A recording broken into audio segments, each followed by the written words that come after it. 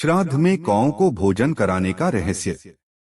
सनातन धर्म जो कि पूर्णतः वैज्ञानिक है, ये पूरा विश्व मान चुका है। हमारे ऋषि मुनियों ने बहुत शोध किए हैं और अब विश्व उन पर शोध कर रहा है। ऋषि मुनियों ने बहुत सी बातें धर्म से इसलिए जोड़ दी जिससे अनंत काल तक बिना तर्क के चलती रहे।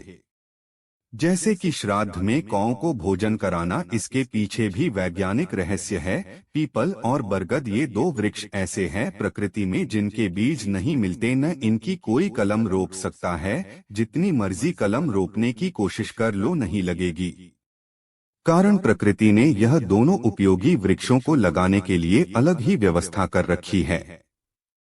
यह दोनों वृक्षों के टेटे कौवे खाते हैं और उनके पेट में ही बीज की प्रोसेसिंग होती है और तब जाकर बीज उगने लायक होते हैं। उसके पश्चात कौवे जहाँ जहाँ बीट करते हैं वहाँ वहाँ पर यह दोनों वृक्ष उगते हैं। इसलिए कई बार आपने देखा होगा घरों की दीवारों पर भी पीपल उग जाता है। उसका कारण वही है कि कौए ने उस दीवार पर बीट की होगी जिससे वहाँ पौधा निकल आया। पीपल जगत का एकमात्र ऐसा वृक्ष है जो round the clock oxygen O2 छोड़ता है और बरगद के औषधि गुण अपरंपार है।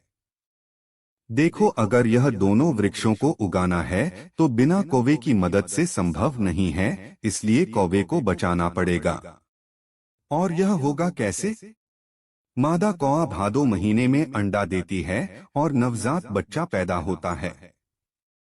तो इस नई पीढ़ी के उपयोगी पक्षी को पौष्टिक और भरपूर आहार मिलना जरूरी है। इसलिए ऋषि मुनियों ने कौवों के नवजात बच्चों के लिए हर छत पर श्राद्ध के रूप में पौष्टिक आहार की व्यवस्था कर दी, जिससे कि कौवों की नई जनरेशन का पालन पोषण हो सके।